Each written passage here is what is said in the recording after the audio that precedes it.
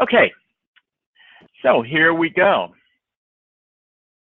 If it will take off.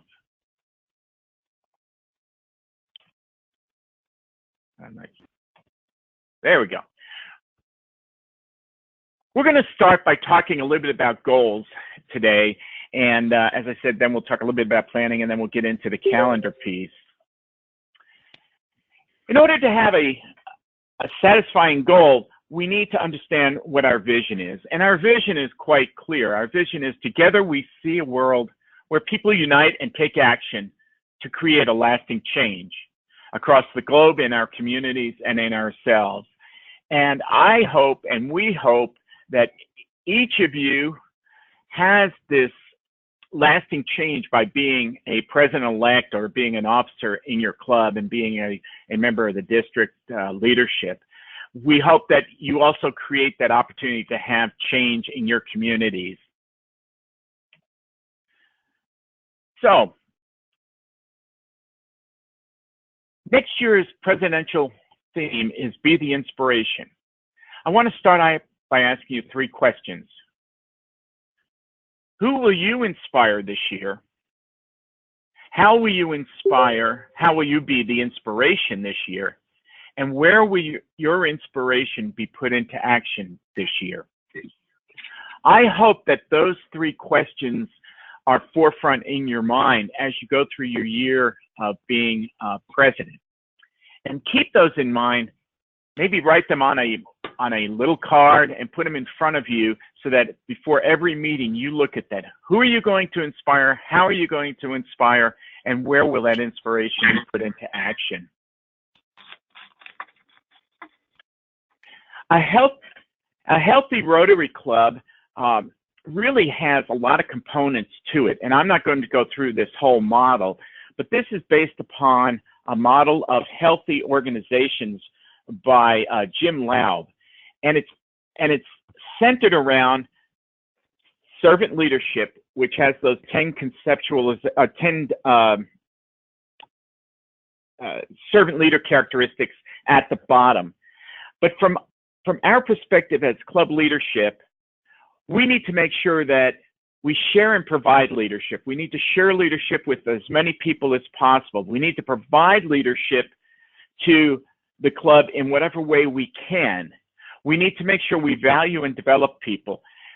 Saying thank you, making sure that we hear from people who are not typical voices in our clubs, making sure that we value dissenting voices. And we need to give people opportunities to develop, giving our new Rotarians opportunities to be perhaps a project chair or a task chair, and then allowing people to develop through the club's leadership as they can, as they want, and as they're able to do. We want to display authenticity and build community. Displaying authenticity is, we've got to be committed to representing our community. We've got to be committed to making sure that our club represents the best of our communities. And we want to build community not only within our club, but building that community outside of our club walls.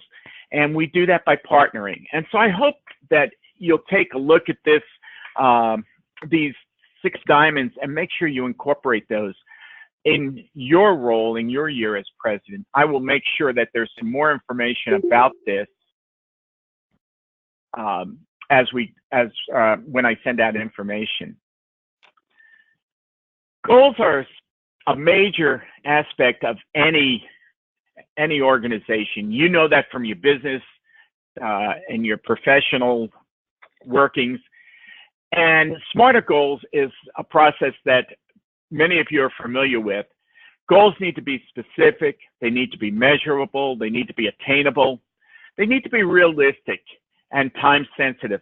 But goals also need to be evaluated, and not only at the end of your year, but I would encourage you on a quarterly basis or on a monthly basis as you're doing your board meetings, keep an eye on those goals. Are we achieving what we want to achieve? And if not, do we need to revise those goals? Goals are not set in stone. And so I just wanted to give a quick sample goal for you to think about. And a sample SMART goal is to replace our club Rotarians who will leave the club and modestly grow our club with whatever number you think is appropriate of new Rotarians by the end of the current Rotary year. This will be accomplished by inviting X number of guests to our meetings, our projects, recruiting X number of potential members out of those guests that you invite, and then successfully actually inducting X number of new members.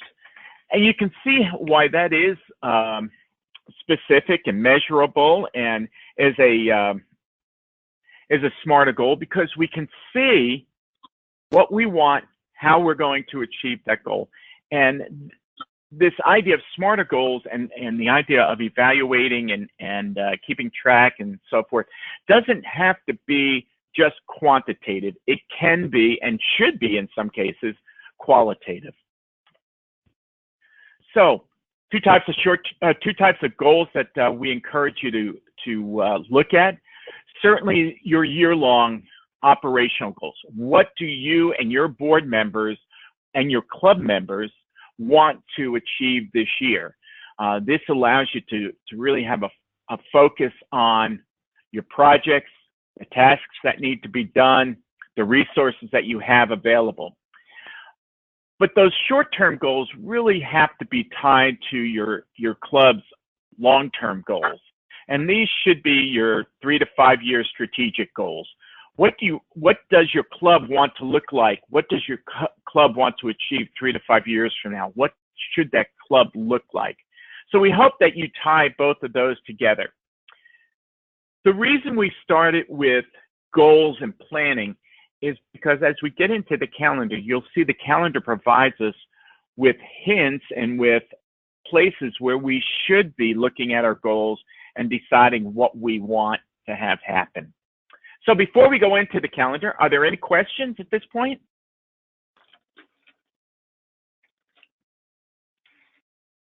And hopefully everybody can hear.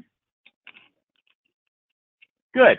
Well, by the way, it looks like we have 18 people from around the 2 districts. So welcome again, everybody, for those of you who joined us after we got started. As we all know, the typical Rotary calendar starts on July 1. Your typical Rotary calendar, your club calendar, should include club events and projects and any deadlines that you might have, dues deadlines, any key deadlines, nominations for office, for next year's officers, those kinds of things. Those should all be part of that yearly calendar that you're developing. You should also include district events and district deadlines. We know that we have district dues. We know that there's a district conference. We know there are other district events that are happening throughout the year that you should be putting and including into your calendar. And then, of course, RI events and deadlines. RI dues, when are they due? Put in there the annual convention. Put in there any other RI event that you think is important to your club membership. People may or may not want that information, but at least it's there for them to be able to say, we have that information.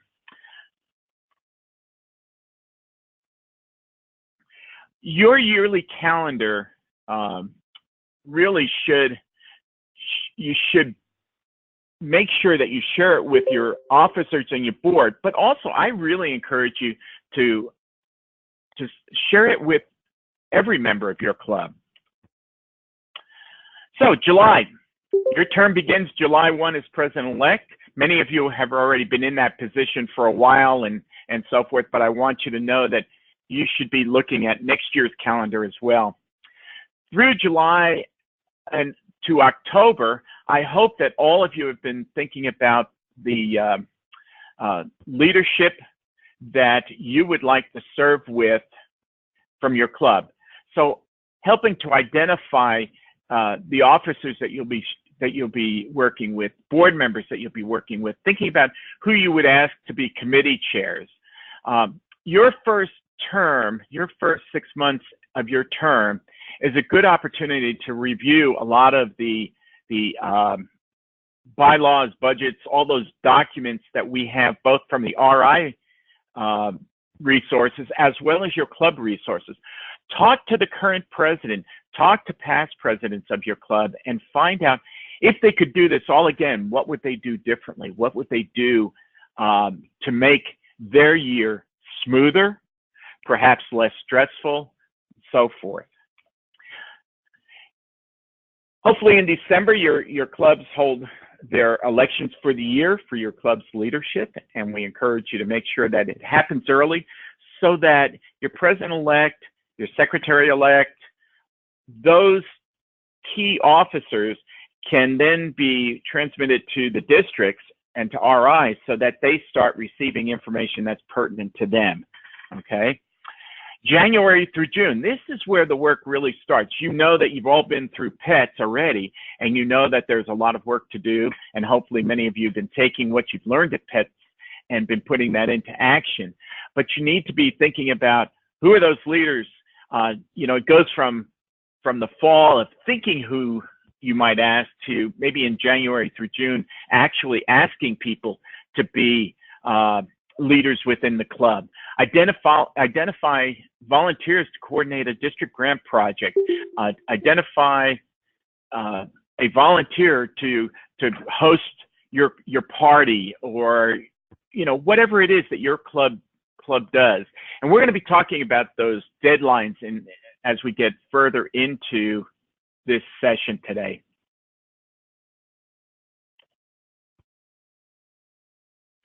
So January through June continued. Set goals. We stressed during PETS the need for president-elects and the new boards to set goals. At this point in time, the president-elect and the new board members that have been elected, who are not currently serving on your club's board, should be invited to sit on your club board meetings so that there's a transition, so they're not coming in cold on July 1, so that they're learning kind of how does the club operate at the board level. Those people who have been elected to positions should be talking to the current people in those positions, finding out, how did you do your job? What files do you have? What can you give me to help not me alone, but our club continue to grow and work better? You should be developing your budget, and we encourage you to present that budget early in June to your club, rather than waiting until after you come into the position. This way, the club knows what the next year's budget's going to be. This way, the club knows what some of the priorities are for you as the incoming president and for your incoming board. And then PEs, if you have not had an opportunity to preside over a couple of meetings yet, please make sure that your president gives you that opportunity. It really does help to get in front of your club as a presiding president, as the presiding officer, to get the feel for how the club, how it feels to lead a club from the podium.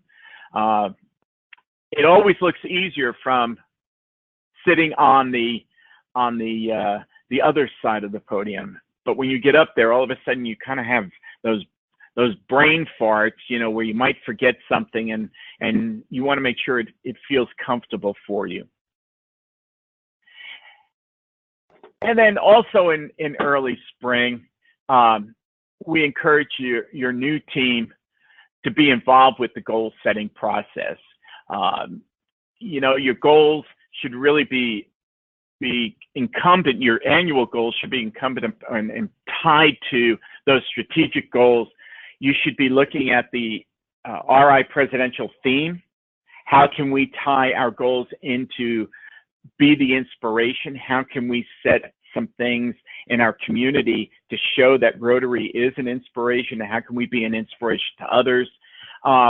We also encourage you to look at the club presidential citation and see what's required for the presidential citation. Many clubs do a great job and could easily qualify for the presidential citation if they only did one or two things. So we encourage you to look at that. The presidential citation, though, does require that you put your goals into Club Central. And so if you're not using Club Central, we encourage you to initiate that this year. It really is a good tool for all of us. Again, develop that budget and present it, and go ahead and preside. All right, so late spring, please plan on attending any additional district training. We encourage you and your club officers to attend any of webinars, the upcoming district conferences, anything that we're doing to help you learn more about Rotary and to be the best possible leader in your club. And then May and June, prepare for that changing of the guard, the changeover of leadership. Consult with the current president and see what he or she would like to do. Most clubs, I think, probably do this at the last meeting of the year, and they get to say thank you to the old officers, and there's an opportunity for you as the incoming president to maybe just give a brief address. Different clubs do different things with the changing of the guard. So go within your club culture, but make sure you start preparing for that. And then, of course, July 1, look at that. You assume the role of president. And I think that's really a fun time for those of us who have been in this position before. So I'm going to stop here just for a second before we go into that second full year as president, okay, that second full year as president, to see if there are any questions. And we've had a couple of people join us. So those of you who have joined us, again, welcome. Any questions at this point?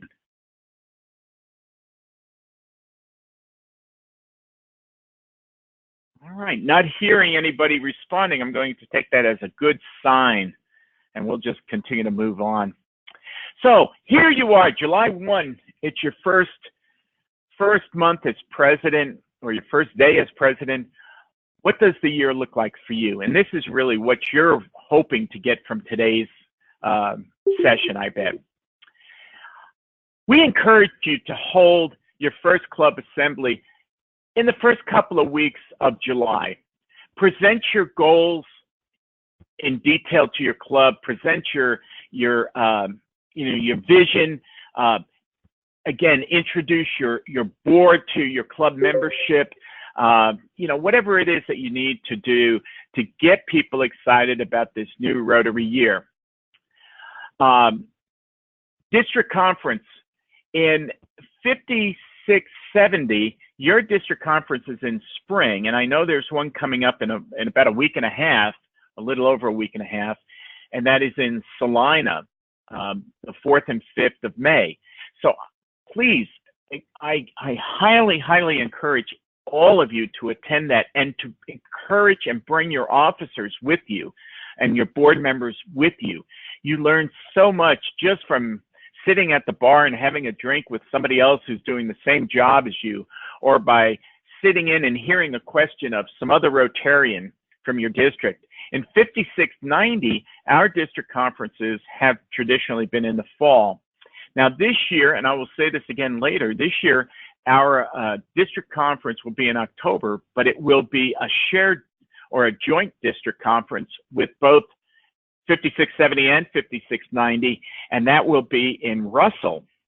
And we're going to be hosting this joint conference so that we are looking ahead to the merger of our two districts and the excitement that's starting to build with that merger. Also in October, and this seems awfully early, but as president, you need to be looking for the new PE if your club has not already elected that person. It takes time.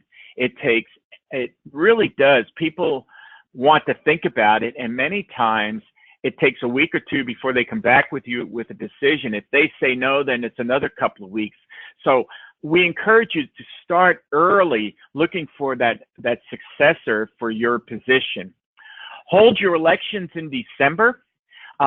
if your club has a president-elect for the full year, and then you may be electing the president-elect nominee. And so that person for the nominee may be a nominee only for about 6 months or so from the time of the election until July 1 when they become president-elect. So again, each club does it a little bit differently. It's really up to you to understand what your club does. But again, we want to encourage you to have those elections early so that we can get people beginning to think of their goals, think about what they need to do in their positions. RYLA, we have, as many of you already know, the Rotary Youth Leadership Award Camp is one that gives an excellent opportunity for teens, for freshmen, sophomore, and junior students, high school students, to come together for a leadership camp. This year, RYLA is at the end of May, and I know 5670 is invited to send RYLA students to the 5690 RYLA camp at that time. And so we encourage you to begin identifying those students early. I've had the honor of trying to identify for my club students, and I thought we had it all lined out, and we had a glitch, and all of a sudden here it is, the middle of April, and I don't have everybody identified. And so sometimes, again, just like finding volunteers in our club take time, finding candidates for RYLA takes time, and we encourage you to do that early. In April and May, you might want to begin thinking about, as president, what awards are you going to give?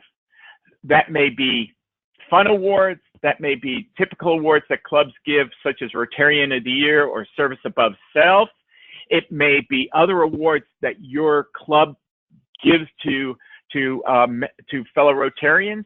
But begin to think about, how do you want to present those? Which people are you going to identify? If your club uses an awards committee, then pull together that committee in March or April so they can begin that process. In July and June, we encourage you to, like we said as a PE, we want you to attend board meetings.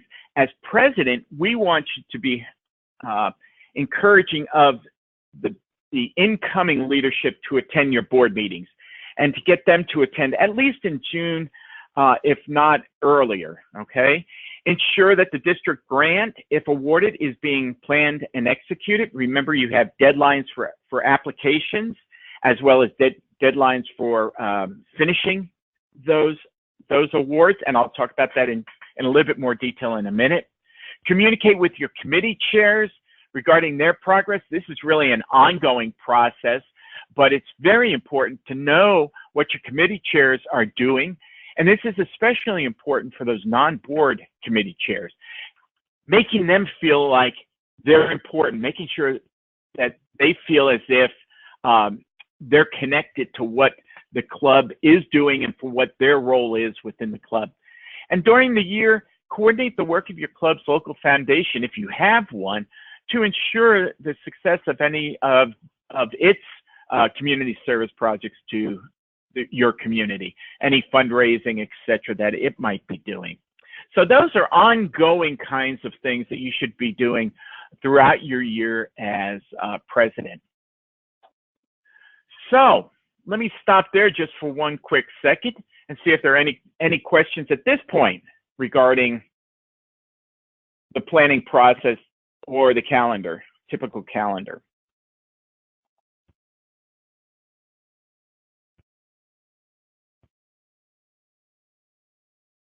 Okay. Well, I do want to make sure you have some important information. May 4th through 5th is District 5670 Conference in Salina. I mentioned that earlier on.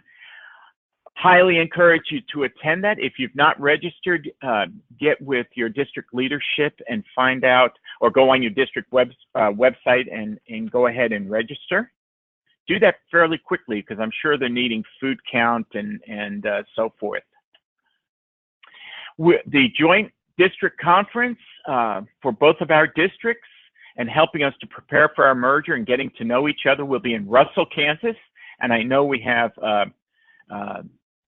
Alex from Russell, and thank you, Alex, for your club's leadership in that. And that will be October 19 and 20. Okay, so Russell, Kansas.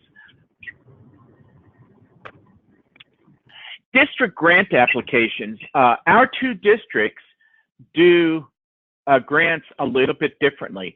So I want you just to realize, those of you from 5690, our grant application, our district grant applications are due on May 31. So we're running out of time. District 5670, those grant applications are due October 1. The one thing I will say is apply for the money. It's not very cumbersome. It's an easy process. You're able to maybe get an extra $1,000 or more from your district, from our districts, to help you with a project.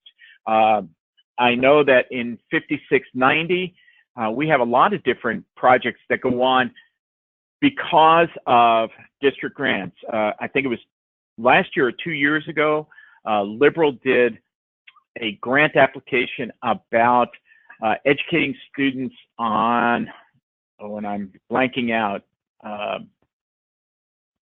Shoot, I am so sorry. But they were able to successfully get into the schools and do some work with educating students because of a grant.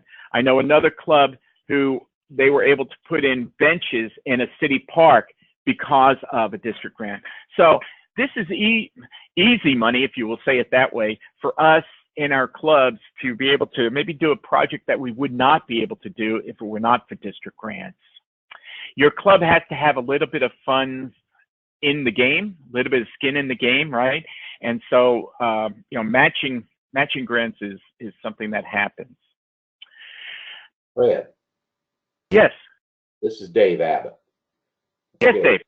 Can you back that up one little thing? I can. Hang on one second, please.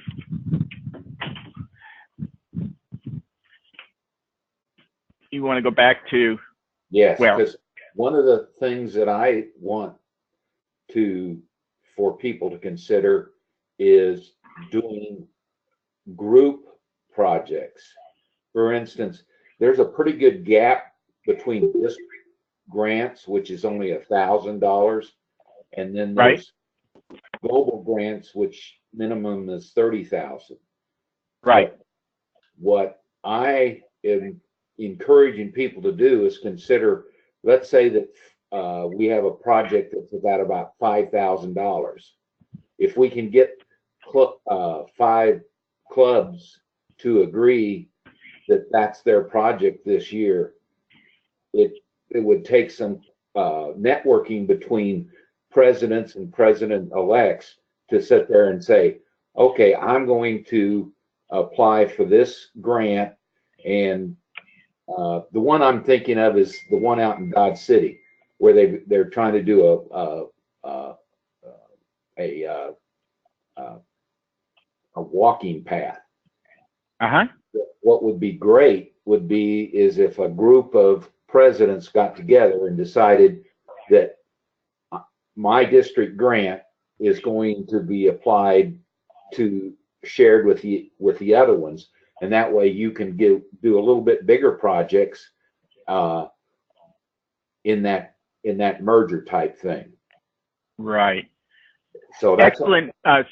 Okay, thanks, Dave. Excellent suggestion. And I don't know what the guidelines are from 5670, but if that's something that could be done, I certainly would encourage, and I think all of our district leadership would encourage that, is to look where you can partner, whether it's partnering with another club to help increase, like Dave has suggested, increase the amount of money that we have through our district grants, and to partner with other entities outside of Rotary, such as perhaps a city or perhaps another club or perhaps a private foundation. And so I would encourage you to look at any kind of partnerships. And certainly you're absolutely right, Dave. Partnering with other clubs would be a great asset to us.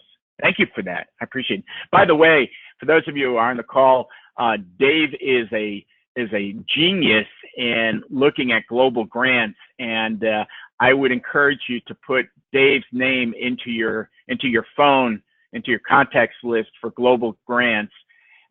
Dave is out of West Wichita Sunrise, or out of the Sunrise Club of Central County in West Wichita.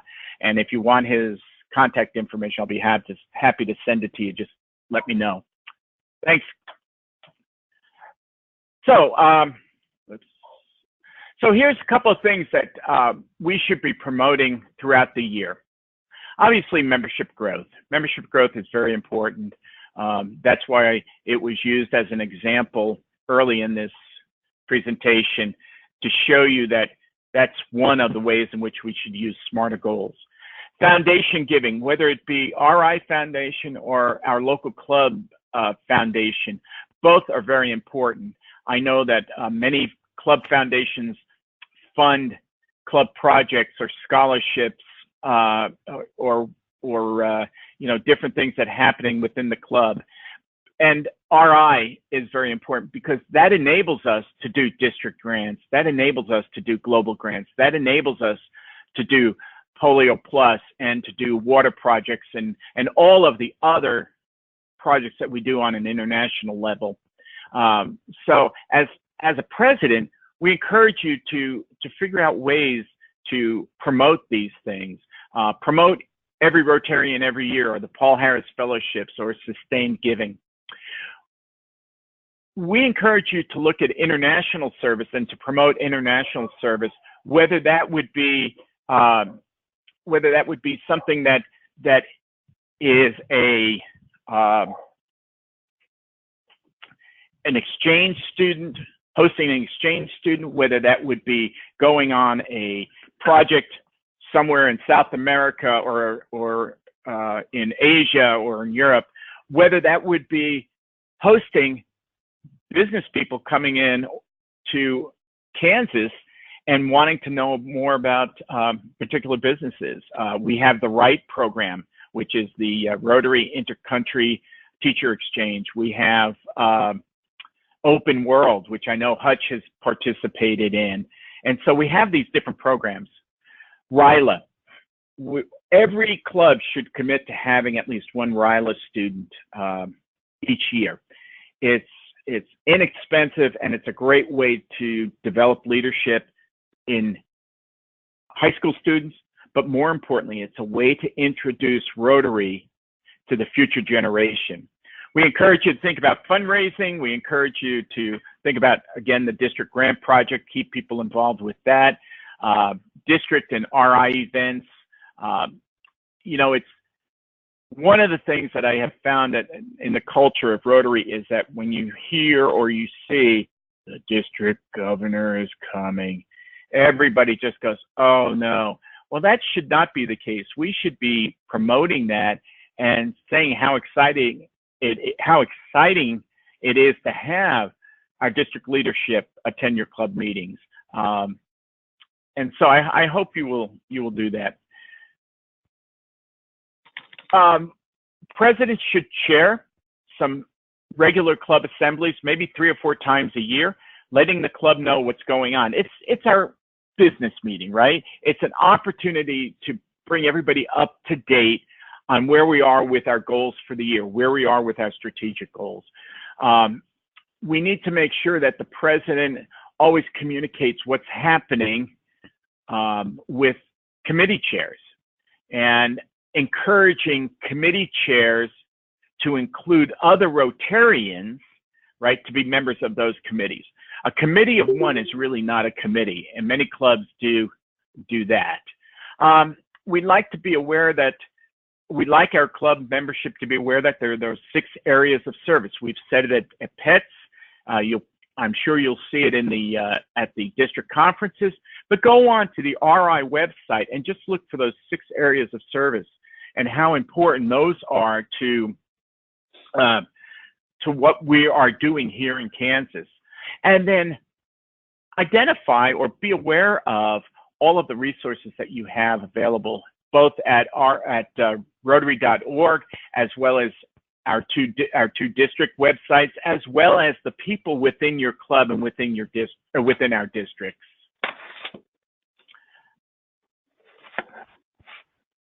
We need to make sure that our club leadership, especially the president, works closely with the club secretary. The two major contacts within any club is the club secretary and the club president. For those clubs that happen to have a club executive, that becomes a third person. But don't depend solely on the club executive, right? We as club leadership need to know what's going on. We need to communicate. The club secretary is the primary connection with the district leadership. And the club secretary receives all of the information along with the club executive and club president from the district and from RI, informing them of what's going on. When you preside over a meeting, make it your own. Have fun with it. Decide what you want to do in order to have the club become, to some extent, mesh with your personality. You know, we want to make sure that Rotary meetings are fun. I happened to be at a 100th anniversary celebration last night for a club and in another district, and I was sitting across from one of their district leaders, and he said, "Do you know the fifth tenet in the four-way test?" And we all know what the four-way test is. And he said, "Yeah." I said, "No, tell me what it is." He said, "Have fun." So when we think about the four-way test, under your breath, just say, "Have fun." And use the club leadership when you're referring to projects and programs, events. It's not John's project. It is our project. But John, as the coordinator of the project, might be the one to be the best person to give the update. And I would encourage you, don't just say, "My year." It's our year. It's our club. And I think the use of language as we're talking to our clubs is very important. And finally, before we come to a close, we want to once again ask you to ensure that all of your club goals are put into Club Central. If you don't know how to use Club Central, there's plenty of resources on the Club Central site. There are some videos that we can get you that can help you, or reach out to your district leadership. In 5690, I would encourage you to reach out to Kent, right? Kent Erb, and there are other people within the district that have experience with Club Central. In 5670, I'm sorry, I don't know who the best person is, but check with your district leadership and they can get you set up with that. Make sure that that your members are billed on time. Work with your club treasurer and or your club executive to make sure that that your RI and your district commitments are submitted on time. It always seems like we have a few clubs that lag, and we encourage you to just make sure those deadlines are met. That's why we have these deadlines in that calendar of events. And most importantly, communicate with your district governor about their visit. Remember that fifth tenet, make it fun. I know that Sterling and Andrea are both wanting to make sure that their visits are meaningful and fun, but most important, it's not checking up on you. Their visits is to celebrate your successes. It's to celebrate you as the president, you as the current officers of your club, and what your club is doing and will be doing during the year. So I encourage you, communicate with with your district governor, and I should add to that, communicate with your assistant governors as well. Each club has an assistant governor that is assigned to that club, And they're there to help you. They're there to give you ideas. They're there to be a sounding board. They're not there in a punitive kind of way. So I would encourage you to do that. All right. Make sure you have an account on My Rotary. That gives you access to a dashboard of and a wealth of information about your club and statistics. It truly is amazing how much information is out there if we're willing to look at it, and gives us trends, gives us a lot of good information, giving as well as other trends. And network with presidents in your district, network with presidents in the other district in which we're merging. Network with anybody who's a Rotarian. I've heard of some Rotarians, what they've done is just go online and pick a club and just reach out to a president or reach out to a secretary or a project chair and say, hey, I'm doing this.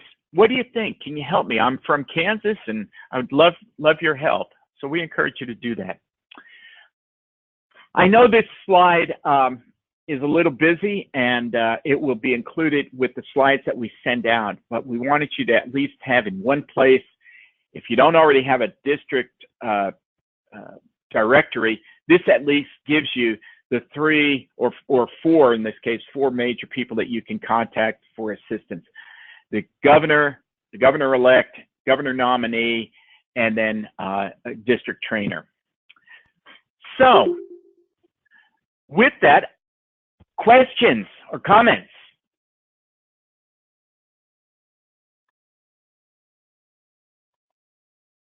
Question, Fred. Yes, Dave. Okay.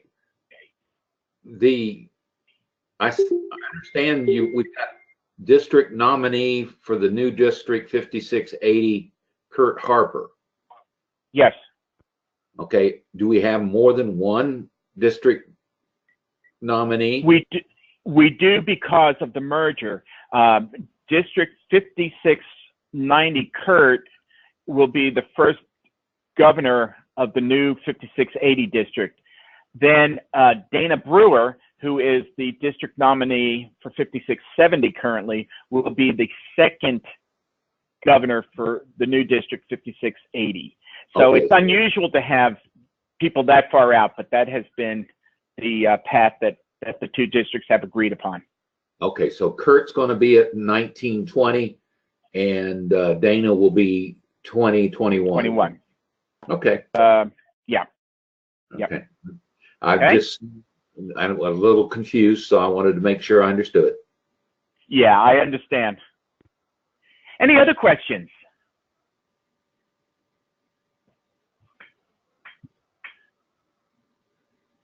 Well, I want to thank you. I forgot to introduce myself at the beginning of this thing, and I apologize. I was so anxious to get going. My name is Fred Heismeyer. I'm district trainer for 5690, as you can see on the slide. And I'm pleased to be with you. As we continue through this series, we're going to have different presenters. So thank God you don't have to listen to me all the time. I understand your angst about that. But we will have different presenters talking about different things. And we will be setting those up with presenters from 5670 and from 5690 over the course of the next year.